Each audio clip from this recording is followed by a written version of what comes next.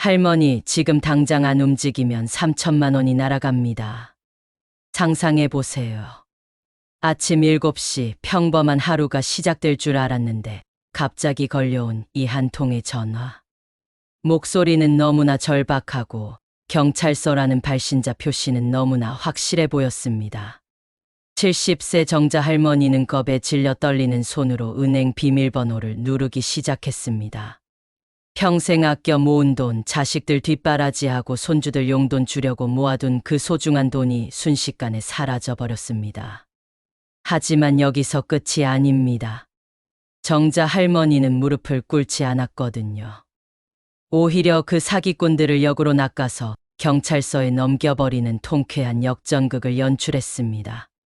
어떻게 가능했을까요? 70세 할머니가 젊은 사기꾼들을 어떻게 제압했을까요? 바로 지금부터 그 놀라운 반전의 이야기가 시작됩니다. 끝까지 들으시면 여러분도 어떤 사기꾼이 와도 당당하게 맞설 수 있는 필살기를 얻게 될 겁니다. 사실 이 일이 일어나기 며칠 전부터 정자 할머니는 잠을 제대로 이루지 못했습니다.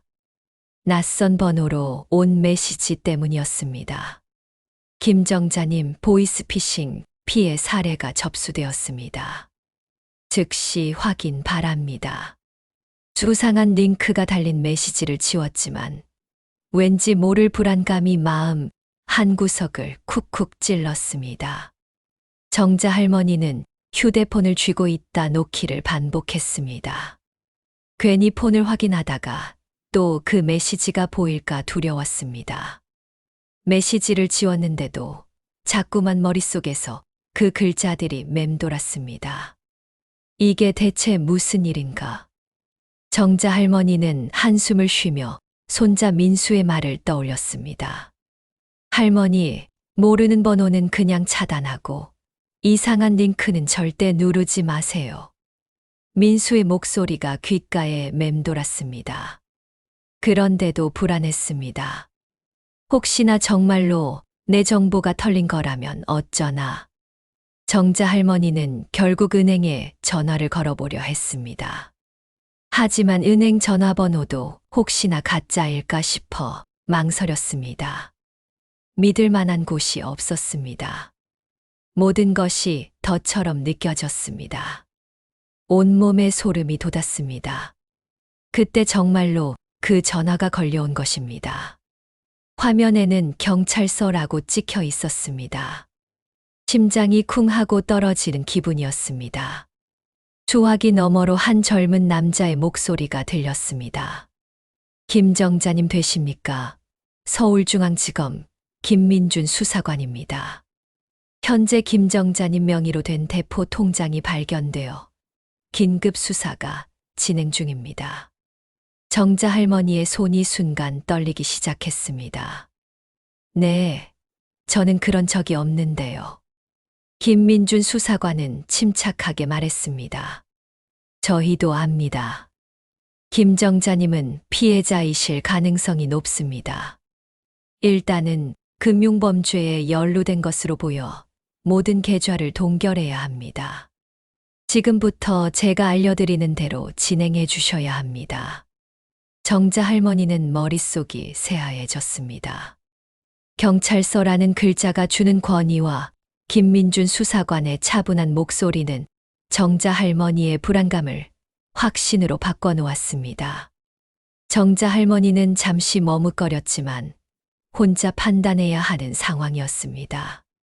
화면 속알림창과 전화 목소리는 점점 더 긴박하게 다가왔습니다. 그 순간 손가락이 떨렸습니다. 혹시 내가 속고 있는 걸까? 그러나 남자의 단호한 목소리는 의심을 무력화시키며 정자 할머니의 혼란을 부추겼습니다. 김민준 수사관이 시키는 대로 보안을 강화해야 한다는 명목 아래 핸드폰에 수상한 앱을 설치했습니다. 정자 할머니는 그저 이 모든 것이 빨리 끝나길 바랄 뿐이었습니다. 앱이 설치되자 핸드폰은 먹통이 되었습니다. 화면은 꺼졌고 전화도 걸리지 않았습니다. 수사관님, 핸드폰이 이상해요. 정자 할머니가 다급하게 소리쳤습니다. 걱정 마십시오. 보안을 위해 잠시 작동을 멈춘 겁니다. 지금부터 제가 하는 말만 잘 들으시면 됩니다. 김민준 수사관은 안심시키는 듯한 목소리로 말했습니다. 정자 할머니는 거울을 보며 자신을 다독였습니다. 나는 이렇게 쉽게 속을 사람이 아닌데. 하지만 마음 한편에서는 두려움이 스멀스멀 올라왔습니다. 전화 속 남자는 세밀하게 심리를 조종했습니다. 이것은 수사를 위한 임시 조치입니다. 범죄에 사용된 돈과 피해자분의 돈을 분리해야 하니까요. 지금 이 정보를 바로 전달하지 않으면 큰 손실이 생길 수 있습니다.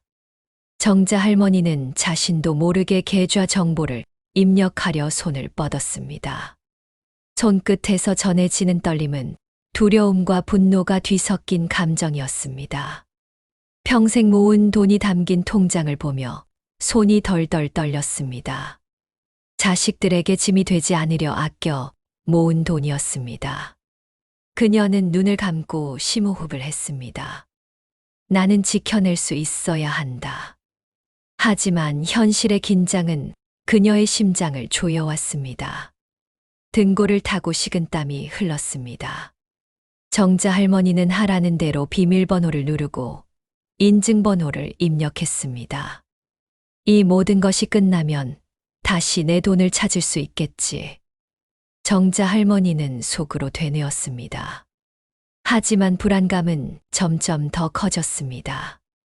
혹시 내가 큰 실수를 저지른 건 아닐까? 모든 이체가 완료된 후 김민준 수사관은 말했습니다. 수고하셨습니다. 이제 보안을 해제하겠습니다.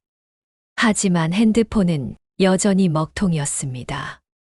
정자 할머니는 여러 번 전화를 시도했지만 받지 않았습니다. 그제야 정자 할머니는 무언가 잘못되었음을 직감했습니다. 이건 보이스피싱이야. 온몸에 전율이 흘렀습니다. 심장이 찢어질 듯 아파왔습니다. 손에 들린 핸드폰이 무겁게 느껴졌습니다. 정자 할머니는 그 자리에서 주저앉았습니다. 눈물이 쏟아졌습니다. 평생 모은 돈을 한순간에 잃었다는 사실이 믿기지 않았습니다. 자식들에게 말할 수도 없었습니다. 그들의 걱정 어린 시선을 견딜 자신이 없었습니다.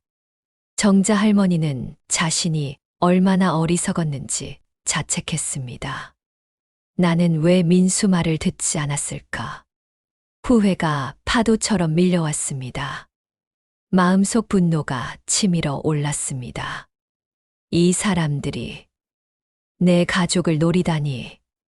정자 할머니는 아무것도 할 수 없었습니다. 오직 눈물만 흘릴 수 있었습니다.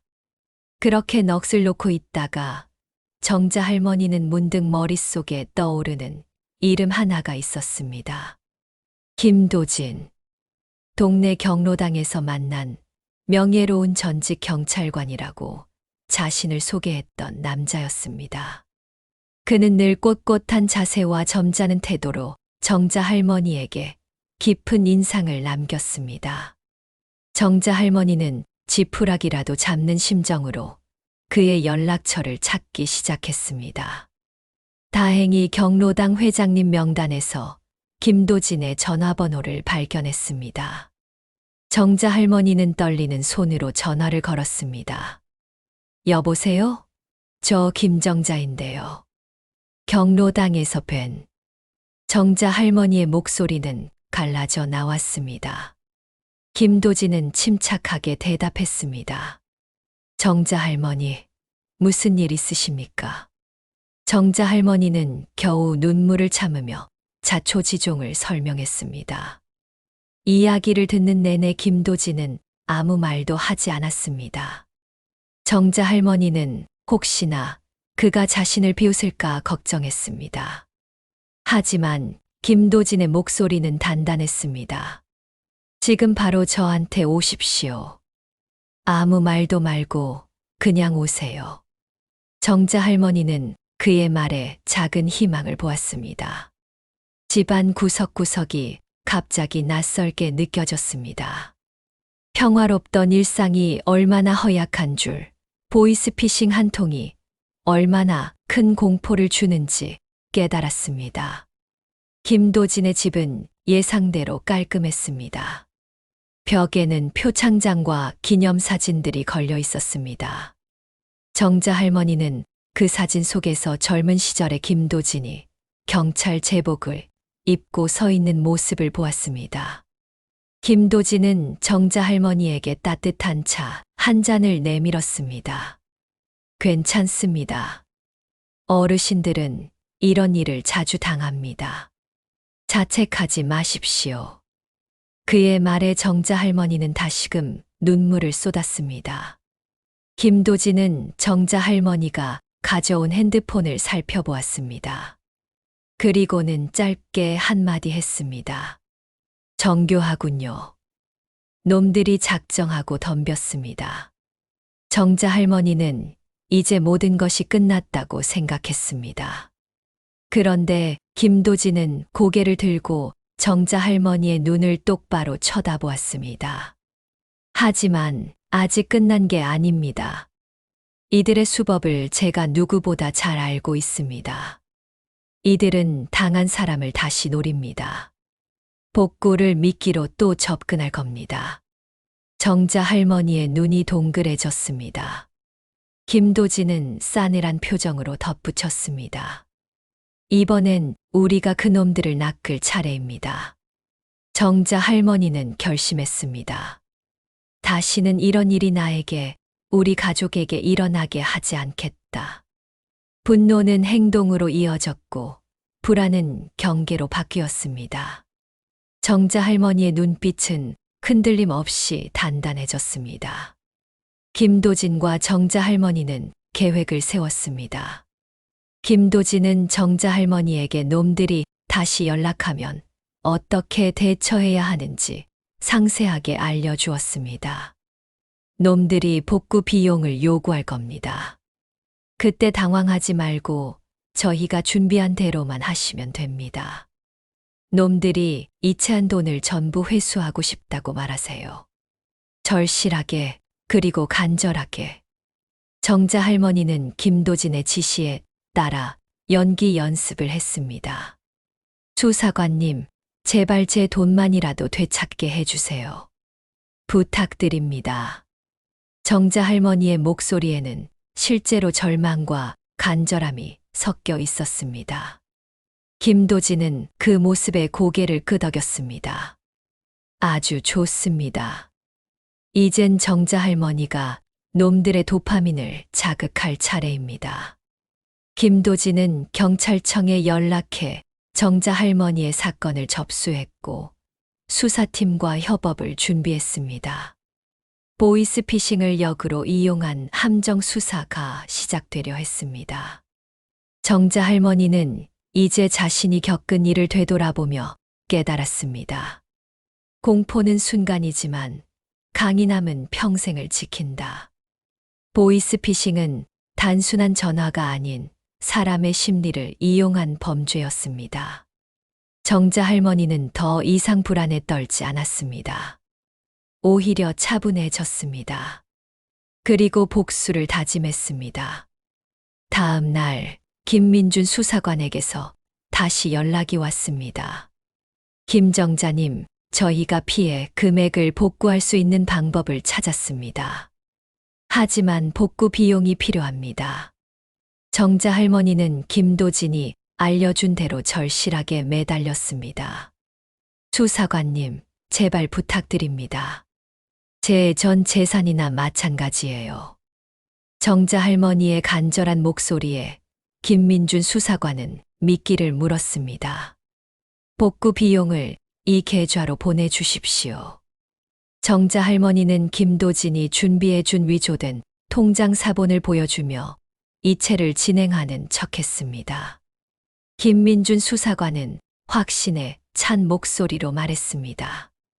이체 확인되면 바로 복구 절차를 진행하겠습니다. 그 순간 김도진이 준비한 경찰팀이 보이스피싱 조직의 거점을 덮쳤습니다. 현장에서는 수많은 통장과 핸드폰들이 발견되었습니다. 그리고 김민준 수사관의 목소리가 들렸던 사무실에 있던 한 젊은 남자가 체포되었습니다. 정자 할머니는 경찰관의 전화를 받았습니다. 피의자 검거했습니다. 이젠 안전합니다. 정자 할머니는 수화기를 든 채 미소를 지었습니다. 통쾌했습니다. 모든 절망과 후회가 한순간에 사라지는 기분이었습니다. 며칠 후 평소와 다름없는 아침이 돌아왔습니다. 그러나 정자 할머니는 달라진 자신을 느꼈습니다. 집안의 평화와 가족의 안전을 더욱 소중히 여기게 되었습니다. 전화 한 통이 그녀의 삶을 흔들었지만 그로 인해 얻은 강인함과 지혜는 누구도 빼앗을 수 없었습니다. 정자 할머니는 주변 친구들에게 사건을 알리며 보이스피싱 경각심을 높였습니다. 정자 할머니는 조용히 눈을 감고 다시 평화를 찾았습니다. 그녀는 미소를 지으며 커피를 들었습니다. 그녀의 하루는 다시 시작되었지만 마음속 경계와 교훈은 영원히 남았습니다. 정자 할머니의 이야기는 우리에게 중요한 교훈을 남깁니다. 보이스피싱은 누구에게나 일어날 수 있는 일입니다. 하지만 포기하지 않는 용기와 주변의 도움이 있다면 절망도 희망으로 바뀔 수 있습니다. 무엇보다 중요한 것은 의심하는 것입니다.